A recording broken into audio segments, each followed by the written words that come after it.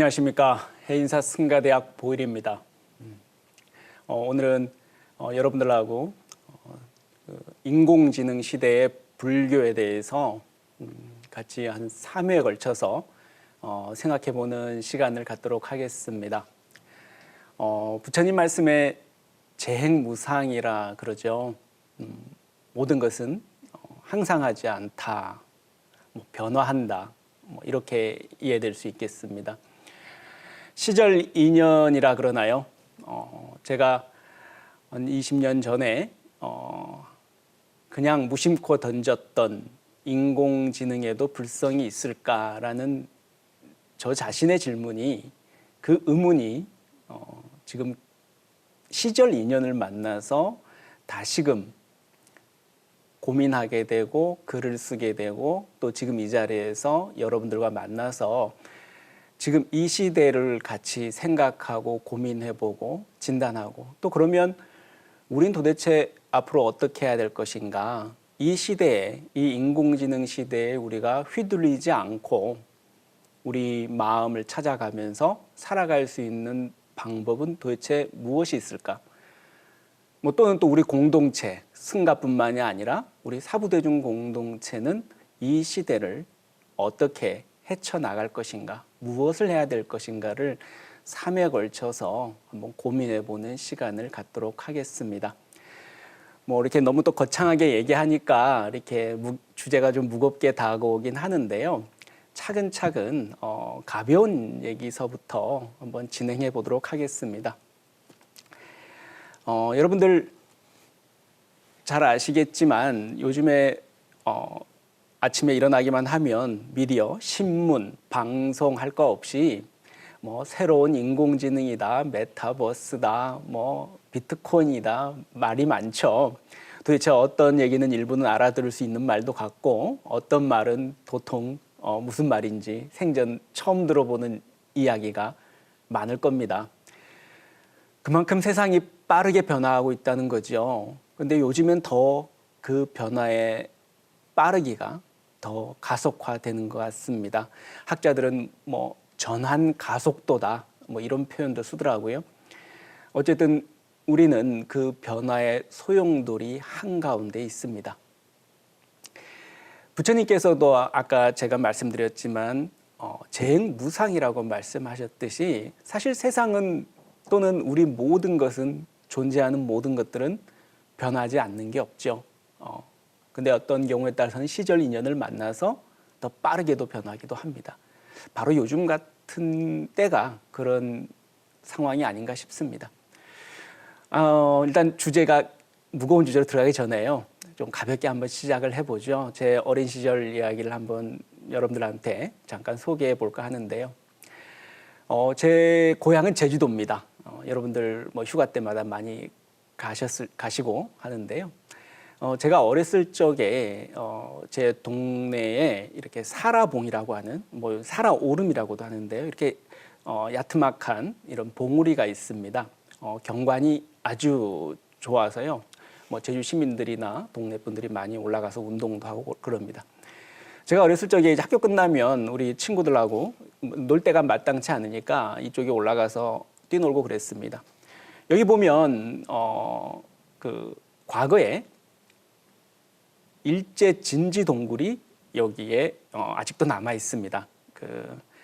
2차 세계대전 말이죠. 이제 폐색이 짙어진 일본군의 이제 전원 옥새 명령이 내려지고, 일본군이 최후 항전의 어떤 거점으로서 제주도가 꼽혔다 그럽니다. 그래서 일본군들이 집중해서 제주도 항만 연안에 진지를 구축하는 작업을 했다 그럽니다. 이 지금 여러분들 지금 보고 계시는 사진이 바로 일제 진지동굴입니다. 물론 이러한 진지동굴은 비단 사라오름에만 있는 게 아닙니다. 제주도 전역에 걸쳐져서 상당수가 이제 지금 분포돼 있고요. 저희들 어렸을 때는 이 진지동굴에 들어가서 나오는 담력 내기도 많이 하면서 놀았습니다. 그래서 아주 재밌게 놀기도 했는데요. 이 진지동굴이 향하고 있는 곳이 바로 제주 앞바다를 향하고 있습니다. 아마도 이제 미군이 이렇게 상륙할 거를 대비해서 일본군에서 저렇게 포대를 설치하기 위해서 진지동굴을 구축했다라고 전해 들었습니다. 지금은 이제 자꾸 하셨지만 제 속가 생전에 우리 아버님께서 저랑 이제 산책을 하시다가 항상 이곳에 다다르시면 저한테 이제 과거 어렸을 적 회상을 이렇게 들려주시곤 했는데요. 과거에 저희 아버지께서 한 10대 초반의 나이였을 때 이곳에 살아봉에서 보다 보면 그 당시에 일본의 강제 부역을 위해서 강제 노동을 시키기 위해서 일본군들이 일부러 마을에 청년들이나 부녀자들 사람들을 모아놓고 이 제주 항만공사에 동원을 했다 그럽니다. 아마도 이제 뭐 여러 가지 그 군사 시설을 정비할 용도였던 것 같습니다. 그런 목적이었던 것 같아요. 근데 우리 아버님께서 그 당시에 했던 말씀이 그 당시에도 일본군의 기세는 대단했었고 태평전쟁 말기였으니까. 근데 어느 날 이제 일본 천황이 무조건 항복 선언을 하고 나서 상황이 바뀌었죠. 이제 미군이 이제 거침없이 들어왔고 미군의 군함들이 뭐 어마어마한 규모였겠죠. 들어와서 갑판의 문을 열고 그 갑판 안에서 엄청난 크기의 탱크나 군용 트럭이나 건설 장비들이 쏟아져 나오는 것을 눈앞에서 볼 수 있었다 그럽니다.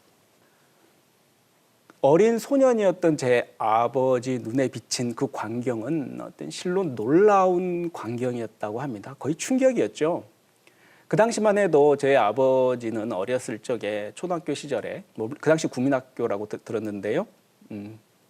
일본이야말로 지금 전 세계를 제패하고 있는 지구 최강의 군대라고 그렇게 들었다 그럽니다. 그런데 막상 보니까 제주항으로 들어온 미군의 그 위용과 압도적인 힘의 크기를 그 어린 소년이었던 아버지의 눈에도 그 엄청난 격차가 눈에 선하게 들어왔다는 거죠. 그때 우리 아버지께서 그런 생각을 하셨다 그럽니다. 이것은 애초에 싸움이 되지 않는, 상대가 되지 않는 싸움이었구나라고 그렇게 말씀하셨다 그럽니다. 그 변화를, 세상의 변화를, 세상이 어떻게 변하는 거에 대한 무지가 어떤 격차를 만들어내는지를 잘 보여주는 사건이었다고 저는 생각을 합니다. 저는 지금도 저희 아버님께서 산책하실 때마다 이 살아오름에 오르실 때마다 해주셨던 그 말씀을 자꾸 상기하고 저도 떠올리게 되는데요. 세상의 변화라는 것은 아마 우리도 모르는 사이에 이렇게 진행이 되고 또 우리가 외면하든 무시했든 어떤 경우가 됐든 간에 그 변화는 계속해서 진행되고 있다는 겁니다. 근데 그 변화는 결국 격차를 만들어내고 또 그 격차는 개인이나 어떤 공동체한테 또 고통을 안겨주기도 합니다. 그건 제가 굳이 설명을 안 드려도 우리 역사에서 이미 다 배워서 알고 있는 사실입니다. 제가 이렇게 장황한 말씀을 드리는 이유는요. 바로 지금의 인공지능, 혹은 혹자들은 4차 산업혁명이라고도 하고요. 이러한 형태의 거대한 변화, 이게 바로 세상의 변화를 우리가 단순히 하나의 흐름 정도로 이해해서는 안 되는 이유라고 생각하고요. 또 한 가지는 또 어떻습니까? 여러분들 너무나 이제 익숙하다시피 할 정도의 고통이 또 하나 있죠. 바로 코로나 팬데믹 상황입니다.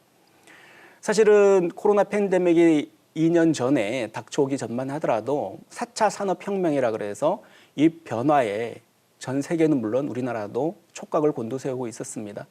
하지만 코로나 바이러스가 전 세계로 확산되면서 또 다른 충격을 또 받게 되는 거죠. 소위 말해서 이중 충격이라고 합니다. 도대체 이 두 가지 충격을 전 세계는 어떻게 감당할 것인가? 이런 게 이제 주로 문제가 되고 관심의 초점이 되기도 했죠. 사람들은 그 당시에 그렇게 생각을 했습니다. 인공지능 시대, 4차 산업혁명 다 좋은데 이렇게 코로나가 확산되면 그게 무슨 소용이 있단 말인가? 디지털이든 뭐가 됐든 인터넷이 됐든 다 첨단 기술인데 사람들끼리 만나지 못하고 교육이 끊기고 이런 형태의 바이러스가 전 세계로 확산되면 모든 흐름이 중단되지 않을 것인가라고 처음에는 예측을 했습니다. 그런데 여러분 다 아시다시피 어떻게 됐나요? 오히려 코로나 팬데믹 상황은 우리가 그렇게 얘기했던 인공지능 시대, 4차 산업혁명의 어마어마한 변화를 훨씬 더 앞당기는 그런 계기가 됐습니다. 뭐 당장 간단한 예를 들어보더라도요. 과거에 저희들 이제 학생들 전부 비대면 수업을 하고 있죠. 뭐 회사원들 전부 재택근무하고 있죠. 뭐 대부분의 사람들이 소위 말해서 직접 대면하지 않는 비대면, 뭐 언택트라고도 하죠. 그런 상황에서 일상을 영위하고 있습니다. 과거에 뭐 저희들이 물론 그런 기술들을 갖고 있었죠. 하지만 그건 선택의 문제였죠. 뭐 화상 회의를 했든 화상 수업을 했든 뭐 어떤 경우를 하더라도 그것은 선택의 문제였습니다. 하지만 코로나 팬데믹이 닥치고 나서 어떻게 됐습니까? 그것은 선택이 아니라 필수적이고 필연적인 상황으로 우리가 내몰리게 됐습니다. 그러다 보니까 단연 이전까지는 그닥 주목받지 못했던 기술, 그런 비즈니스들이 엄청나게 많은 수익과 엄청나게 많은 이익을 거두고 있는 상황입니다. 한마디로 세상이 변하고 또 요동치고 있는 거죠. 그래서 다양한 형태의 그리고 많은 변화들이 지금 우리 일상 속을 파고들고 있고 우리 주변에서 일어나고 있습니다. 그래서 결국 우리의 사유 방식이나 일상생활을 영위해가는 방식도 우리도 인지하지 못하는 사이에 많은 변화를 겪고 있는데요. 결국 그 모든 것들이 사실은 이런 형태의 지금 4차 산업혁명의 혁신 기술들 때문에 벌어지는 일들이 아닌가 싶습니다. 뭐 여러분들 잘 아시다시피 4차 산업혁명 하면 어떻습니까? 그 모든 형태의 우리 일상생활의 모든 기록들, 또 우리 삶의 모든 사물들, 또 기술들이 전부 데이터화돼서 우리가 소위 말해서 인터넷 세상이라 그러죠. 디지털 가상세계의 정보량과 대등해지는 세상을 4차 산업혁명이라고 흔히들 얘기하는데요.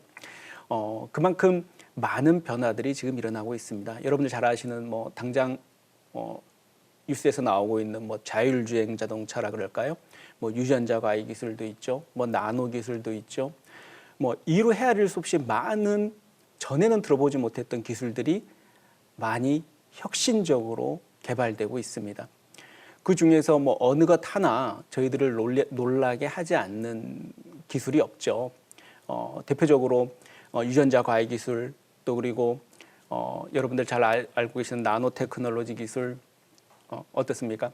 이 모든 것들이 이전에 우리가 전통적으로 생각했던 생각과 어떤 사유 방식으로는 도무지 이해할 수 없는 그런 상황들이 벌어지고 있다는 겁니다. 그래서 제가 볼 때는 우리 불교가 이러한 형태의 세상의 변화, 4차 산업혁명과 이 코로나 팬데믹 상황이 주는 이 충격에 어떻게 하면 우리가 유연하게 대응할 수 있는가에 대해서 차근차근 이 변화의 내용은 어떠하고 본질이 무엇인지에 대해서 정확히 규명을 하고 우리가 앞으로 어떻게 해봐야 될지 한번 생각해보는 그런 시간이 돼야 될 거라고 저는 생각을 합니다. 기본적으로 사실 이러한 형태의 인공지능 그리고 뭐 4차 산업혁명의 혁신 기술 그 모든 것들은 새롭긴 하지만 따지고 보면 다 어떻습니까? 인간이 만들어낸 기술이고 또 인간을 위한 기술입니다. 그 얘기는 뭐냐면 인간을 위한 기술이라는 건 결국 인간이 마음에서부터 시작된 일이라는 거죠. 여러분 잘 아시겠지만 우리 불교야말로 인간의 마음에 대해서 세상의 어느 학문, 어느 종교, 어느 지적 전통보다도 오랜 시간 동안 천착하고 깊이 있게 연구하고 수행해온 전통을 가지고 있습니다. 그 얘기는 인공지능으로 대변되는 일이 물질계라는 게 어떻습니까? 물질계로 따로 독립해서 존재하는 게 아니라 우리 정신작용과 깊이 있게 서로 연관돼서 그 인과관계를 만들어내고 상호 의존하는 관계라는 그런 입장이죠. 우리 불교의 특히 유식 전통에서는요. 근데 인공지능도 마찬가지입니다. 물질과 정신의 문제를 융합해서 통합적으로 이해해야지만이 인공지능을 기능하게 하고 만들어낼 수 있는 분야인 거죠. 이런 지점에서 보면 인공지능과 우리 불교는 그 공통된 이해 기반을 갖고 있다고 볼 수 있습니다. 그래서 제가 말씀드리고 싶은 것은 언뜻 보면 우리 불교가 2500년 이상이 돼서 오래된 전통이라고 생각할 수 있겠지만 그와는 달리 지금 혁신적이고 가장 최첨단 기술이라고 하는 인공지능 기술과도 상당 부분 접점이 있고 또 새로운 통찰도 줄 수 있고 또 그 윤리적 발전 방향에 대해서 제어할 수 있는 그런 역할도 할 수 있으리라고 저는 기대합니다. 그래서 제가 볼 때는 불교가 우리 이러한 변화에 대해서 왜 관심을 갖고 왜 고민을 해야 되는지 그한 이유를 한 몇 가지를 한번 들어보겠습니다. 첫째는 아까도 잠깐 말씀드렸지만 우리 이러한 변화들이 사실은 이전의 다양한 형태의 1차, 2차, 3차 산업혁명의 모습과는 달리 근본적으로 우리 인간의 삶, 존재의 삶의 어떤 이해 구조를 바꾸고 있다는 겁니다. 그 얘기는 다른 얘기로 말씀드리자면 생로병사라는 그런 우리 인간의 삶 또는 생명체, 존재의 삶을 바라보는 그런 분석 틀 자체가 와해되고 있다는 거죠. 뭐 예를 들면 구체적으로 그렇습니다. 여러분들 잘 아시는 구글 같은 경우에는 최근에 어떤 이야기들을 했죠. 구글 벤처스라는 자회사를 통해서요. 구글에서는 이제 앞으로 죽음을 정복하겠다. 죽음의 문제를 해결하겠다고 선언한 상태입니다. 놀랍죠. 좀 황당하기도 하고요. 그 얘기는 뭐냐 하면 그만큼 인간 게놈 프로젝트라든지 또 여러 가지 유전자 과외 기술을 통해서 이 사람들이 생각하는 방식은 인간의 질병, 심지어 죽음까지도 궁극의 단계에 있어서는 정복 가능하다. 해결할 수 있다. 또 때로는 인간의 수명도 인간들이 주체적으로 정할 수 있다라고까지 상상하고 있는 것 같습니다. 근데 이게 정말 상상일지 정말 현실일지는 두고 봐야겠지만요. 실제로 구글에서 돈이 안 되는 사업을 갖고 투자하지는 않을 것 같고요. 어쨌든 구글 벤처스라는 자회사를 통해서 이 문제를 그렇게 접근하고 있는 것 같습니다.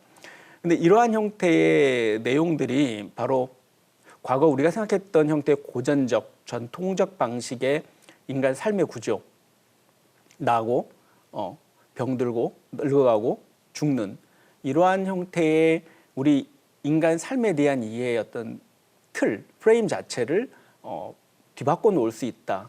그렇기 때문에 우리는 더욱더 이러한 부분에 대해서 관심을 갖고 주목을 해야 되지 않냐. 저는 그렇게 생각을 하고 있는 겁니다.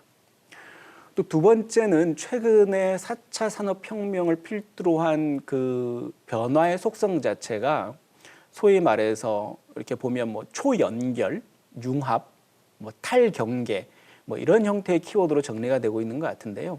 그 얘기는 뭐 사실 여러분들 잘 아시겠지만 이미 부처님께서 말씀하셨던 붓다의 연기법과 그대로 상충하는 얘기들이죠. 사실은 그 얘기는 결국 모든 형태의 뭐 사물 인터넷이 됐든 뭐 여러 가지 인공지능이 됐든 또 어떤 생명공학 기술이 됐든 이 모든 것들이 융합과 그 어떤 학제적인 다학제적인 연구 그리고 그 경계를 넘어서는 또 그 분야와 분야가 만나는 그런 시대로 접어들었다고 하는데 이것이야말로 붓다의 연기적 사고, 연기적 사유에 기반해서 이해할 수 있는 가장 좋은 현상이고 사례라고 저는 생각합니다. 그래서 누구보다도 연기적 사유를 하고 있고 연기적 사유의 중요성을 잘 알고 있는 불교도들 그리고 불자님들이야말로 이 변화의 속성, 그 키워드를 누구보다도 저는 잘 이해할 수 있을 거라고 봅니다. 그게 바로 또 우리가 이 변화에 주목해야 되는 두 번째 이유가 저는 된다고 생각합니다. 그리고 세 번째는요. 저희들이 이제 불교가 항상 그렇죠. 불교의 시작 자체가 우리 부처님, 출가 전에 시다르타 태자였던 우리 부처님께서 출가의 동기 자체가 그렇죠. 모든 무생명들의 고통을 응시하면서 시작이 됐죠. 고통의 문제에 관심을 갖고 주목하기 시작하면서부터 불교는 시작됐다고 해도 과언이 아닙니다.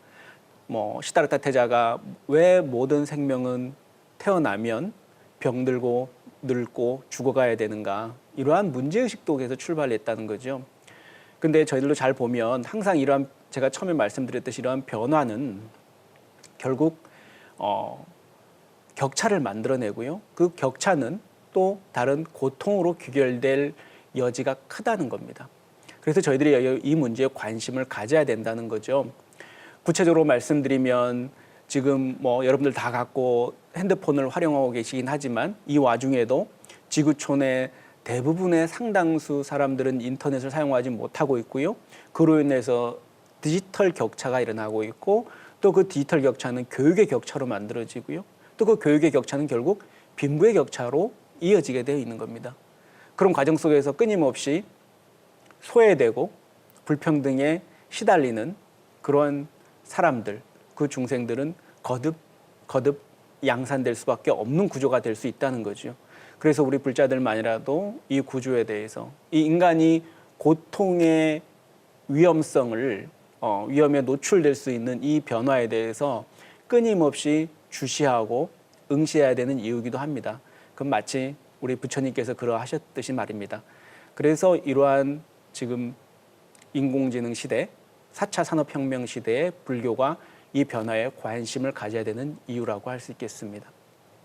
그리고 마지막 네 번째는요, 지금이야말로 첨단 기술이다, 과학 또는 이런 물질의 문제, 이게 우리의 주변에서 압도적으로 힘의 우위를 자랑하는 것 같다고 생각하지만요, 실제는 지금이야말로 마음의 힘, 사유의 힘이 절실히 요구되는 시점이라고 생각을 합니다. 실제로 또 우연인지요, 인간의 역사에서 과거 유럽에 패스트가 닥쳤었고 모든 사람들이 많이 희생이 되고, 그 후에 어떻게 됐나요? 르네상스가 일어나고 새로운 대항해 시대가 일어나서 새로운 세계로의 탐험이 시작됐듯이요, 아마 이게 지금 위드 코로나가 됐든 포스트 코로나가 됐든 아마 엄청난 변화는 이제 이미 시작이 되거나 또 앞으로 우리는 목도하게 될 것입니다.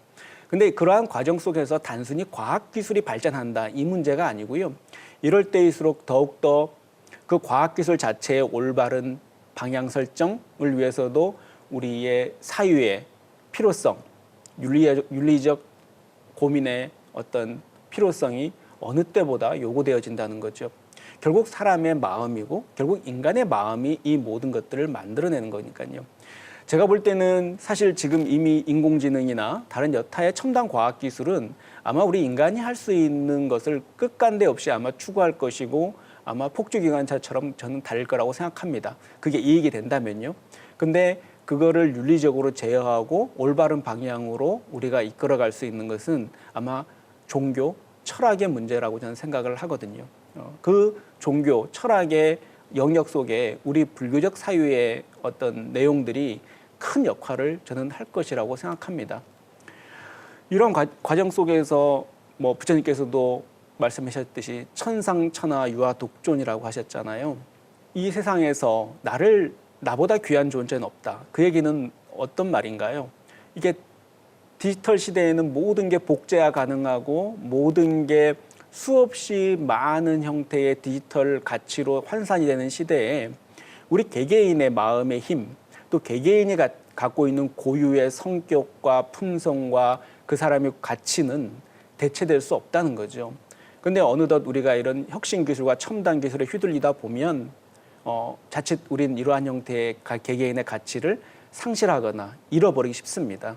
하지만 이럴 때야말로 이 마음과 또 인간의 본질, 또 우리 마음의 사유의 힘을 믿고 끊임없이 이 논의를 거듭해 나간다면 아마 이 4차 산업혁명 시대, AI 시대도 우리가 지혜롭게 오히려 이 흐름을 타면서 잘 살아갈 수 있지 않나, 저는 그렇게 생각합니다. 그래서 저희들이 볼 때는 과거에 혁신 기술이라 시대라 그래서 과거의 고전들, 우리 불교 경전들, 논서들, 우리 큰 스님들의 말씀들이 필요 없어지는 시대가 아니고요. 오히려 그 어느 때보다도 절실하게 필요해지는 시대라고 생각하고, 또 이 시대는 그렇다고 해서 막연히 과거의 방식대로 이것을 이해하고 그대로 받아들이는 게 아니라 재해석하고 다시 고민하고 다시 논의하는, 한마디로 고전을 새로 읽고 고전을 다시 읽는 이런 필요성이 어느 때보다도 요구되는 시점이라고 저는 생각을 합니다. 그래서 저는 지금까지 한 4가지를 왜 이 4차 산업혁명 AI 시대에 불교가 관심을 가져야 되고 또 우리 불자님들이 더욱더 어떤 관점과 질문을 던질 필요가 있는지에 대해서 한 4가지 이유를 설명을 드렸습니다. 제 개인적인 생각이기도 하고요. 불자님들 생각은 어떠신지는 모르겠습니다. 어쨌든 세상은 변화하고 있죠. 부처님께서도 어떻게 하셨나요? 마지막 열반 직전에 제자들을 모아놓고 하신 말씀이 있죠. 여러 가지가 있지만 그 중에서 마지막 유언은 이렇습니다. 그러므로 비구들아, 나는 너희에게 이르리라. 모든 것은 빠르게 변화하느니라. 게으르지 말고 정진하도록 하라. 불방일 하라. 스님들이 이런 말씀하는데요. 세상의 속성이 그렇다는 거죠. 제가 서두에도 말씀드렸지만 변합니다. 빠르게. 이 순간도 변하고 있고요. 이 당시에 제자들이 이렇게 말씀을 드렸습니다. 세존이시여, 그러면 세존이 돌아가시면 장례는 어떻게 절차를 밟으면 되겠습니까? 이 질문에 부처님께서 말씀하시죠. 나의 장례는 신심 있는 불자들이 알아서 할 것이다. 너희들은 계속 정진하도록 하라. 왜 그러셨을까요? 제가 볼 때는 그렇습니다. 신심 있는 제가자들이 장례 절차는 할 것이고 이 순간에도 시간은 흐르고 있다. 만약에 우리 부처의 제자들이, 나의 제자들이 장례를 핑계로 또는 장례 때문에 정진에 방해가 된다면 그 시간 동안은 또 흘러버리는 거죠. 그러면 어떻게 되나요? 이게 큰 관점으로 보면 역사의 한 시점을 놓치는 게 되는 거죠. 그러다 보면 붓다의 가르침은 어떻습니까? 아무리 귀하고 좋고 훌륭한 가르침이라 할지라도 그 시대의 고민과 그 시대의 언어와 그 시대의 사유로 붓다의 가르침이 재해석되고 또 풀이되지 않으면 그 가르침은 결국 이 사바세계, 이 지구상에서 온전히 전해져 내려올 수가 없었을 것입니다. 지금 여러분들 알고 있는 대승불교의 전통까지, 선불교의 전통까지 과거 부처님 당시부터 시작해서 수많은 다양한 전통들, 다양한 부파들, 다양한 불교 전통들이 있었습니다. 그게 왜 그럴까요? 그게 단순히 분열이 아닙니다. 끊임없이 변화하는 시대상에 맞게, 시대에 맞게 변화하고 그 시대에 따라서 불교를 끊임없이 업데이트 시켜가는 그런 우리 선배 스님들, 또 선배 불자님들, 여러 보살님들의 노력, 정진력이 있었기 때문에 그러한 형태의 변화, 변주가 가능했다고 저는 생각을 합니다. 지금도 저는 바로 그런 시점이라고 저는 생각하거든요. 우리 불교가 새로운 변주, 새로운 재해석, 새로운 형태의 대안, 고민을 이 AI 시대에 내놓을 수 있어야지 된다고 저는 생각합니다. 그래서 새로운 불교, 새로운 형태의 붓다의 가르침을 또 우리 세상에 내놓을 수 있어야 된다고 저는 생각합니다. 그래서 제가 지금 여러분들 앞에서 총 3회에 걸쳐서 이 AI 시대의 불교가 과연 어떤 위치에 지금 상황에 놓여 있고 도대체 무엇을 해야 되고 어떤 관점으로 이 시대를 진단하고 봐야 될 것인가에 대해서 나머지 2강 동안에는 그 내용으로 여러분들과 만나보도록 하겠습니다. 기대해 주시고요. 오늘 강연 함께해 주셔서 감사합니다.